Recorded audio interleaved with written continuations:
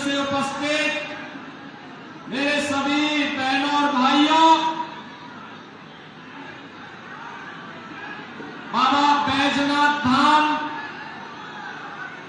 मां छिन्नमस्ता, भगवान बिरसा मुंडा, महान क्रांतिकारी वीर शहीद नीलांबर पीतांबर की इस पावन धरा को कोटि कोटि नमन करते हुए आप सभी का मैं हृदय से अभिनंदन करता हूं, सादर अभिवादन करता हूं। बहनों और भाइयों, झारखंड के निर्माण के कल 25 वर्ष होने जा रहे हैं। इन 24 वर्षों में झारखंड ने जो दूरी तय की है,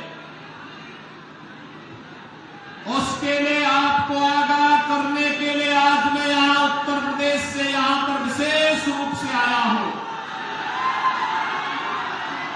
मुझे याद है जब झारखंड राज्य का निर्माण हो रहा था, श्री रविंद्र कुमार पांडे जी उस समय हमारे साथ, हम दोनों सांसद थे। स्वर्गीय अटल बिहारी वाजपेयी जी प्रधानमंत्री थे।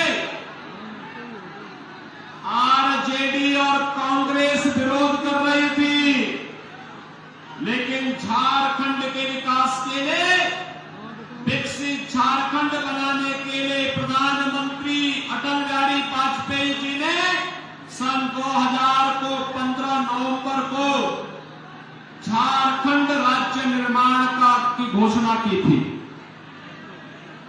और कल धरती यादा भगवान बिरसा मुंडा की जयंती भी है, जिन्हें सम्मान देने के लिए प्रधानमंत्री मोदी जी ने पूरे देश के अंदर 15 नवंबर की तिथि जनजातीय दिवस के रूप में घोषित करते हुए जनजातीय समुदाय को भी गौरवान्वित किया है। और साथ साथ कल झारखंड राज्य की स्थापना का दिवस भी है। मैं इसके लिए आप सबको हृदय से बधाई देता हूं, आपका अभिनंदन करता हूं। बहनों भाइयों, अब फर्क साफ है। एक तरफ प्रधानमंत्री मोदी जी के नेतृत्व में पिछले 10 वर्ष के अंदर आपने बदलते हुए भारत को देखा है। हर एक क्षेत्र में देश विकास कर रहा है, सीमाएं सुरक्षित हुई है, इंफ्रास्ट्रक्चर के वर्ल्ड क्लास कार्य हो रहे हैं, विरासत का सम्मान हो रहा है, गरीब कल्याणकारी योजनाएं बिना भेदभाव के हर गांव, हर गरीब, हर किसान, हर नौजवान, हर महिला तक पहुंच रही है। और बहनों और भाइयों, दूसरी ओर झारखंड विपन्न हुआ है पिछले 5 वर्ष में। झारखंड की स्थिति क्या है, मैं इसकी चर्चा करूंगा। पहले नया भारत, याद करिए, कांग्रेस आरजेडी झारखंड मुक्ति मोर्चा की केंद्र में सरकार थी, और उस समय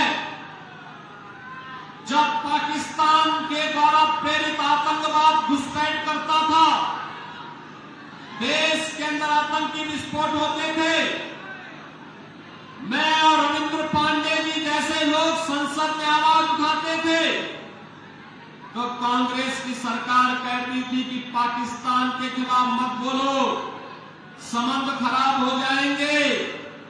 यानी देश की सीमाओं की सुरक्षा की खातिर ये लोग संबंध दांव पे लगाकर संबंधों को बनाने के लिए देश की सुरक्षा को दांव पे लगाते थे।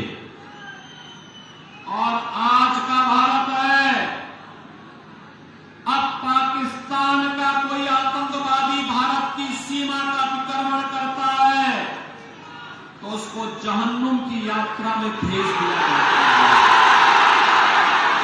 और दोबारा पाकिस्तान वापस नहीं जा पाएगा।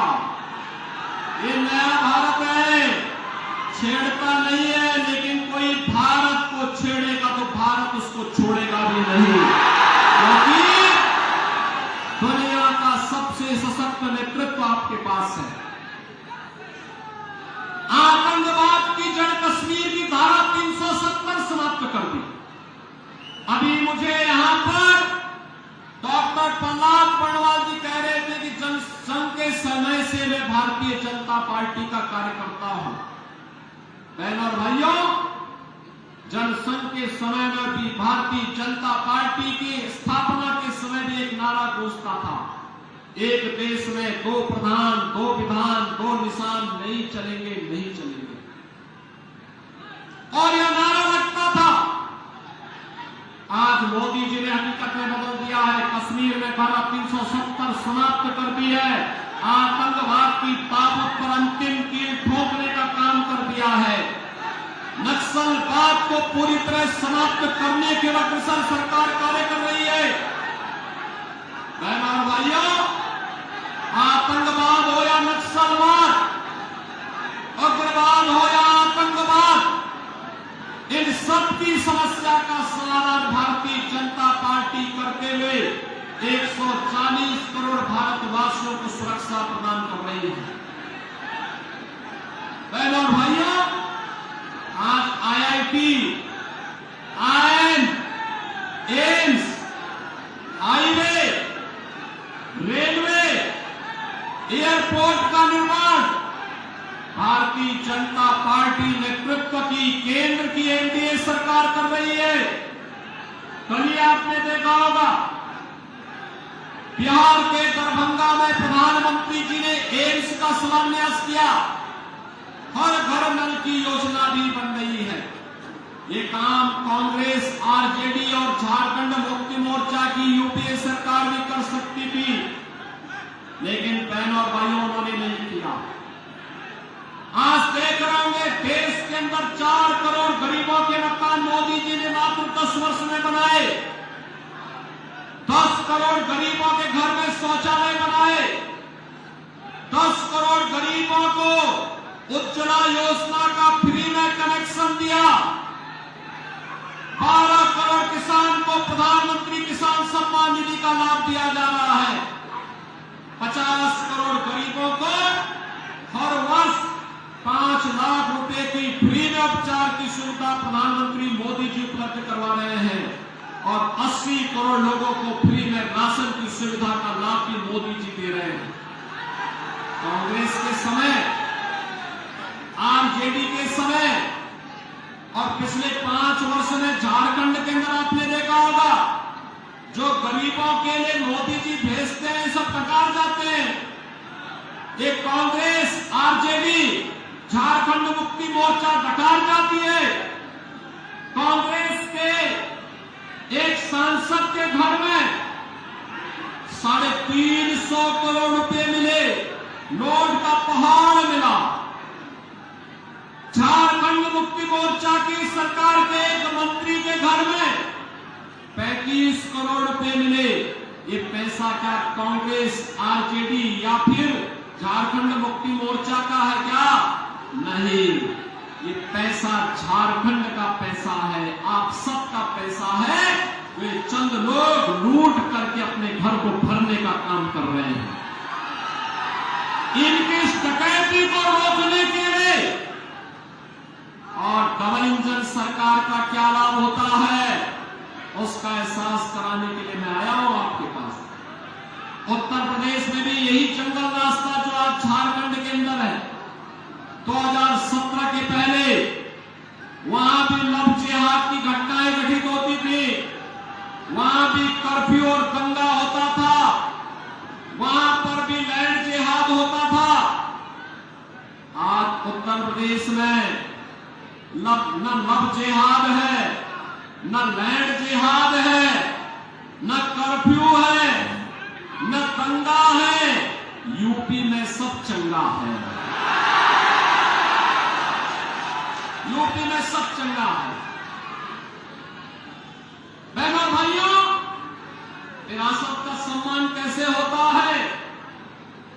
देखो जो काम 500 वर्षों के लिए जिस कार्य के लिए हिंदू समाज लड़ता रहा था, एक ही बात कहता था कि रामलला हम आएंगे, मंदिर वहीं, यही बोलते थे ना। और देखो कांग्रेस 65 वर्ष में नहीं कर पाई। आरजेडी तो राम मंदिर का विरोधी थी, झारखंड मुक्ति मोर्चा भी मंदिर की विरोधी थी, और उत्तर प्रदेश में डबल इंजन की सरकार आई मोदी जी के नेतृत्व में। मात्र 2 वर्ष में अयोध्या की समस्या का समाधान हो गया, रामलला फिर से विराजमान हो गए। बहनों और भाइयों, आज झारखंड के अंदर ये जो इंडी गठबंधन, कांग्रेस, झारखंड मुक्ति मोर्चा और आरजेडी की सरकार कार्य कर रही थी, यह आपस में लड़ाने का काम कर रही है। संथाल को मुंडा से लड़ाएगी, पासवान को मुसहर से लड़ाएगी,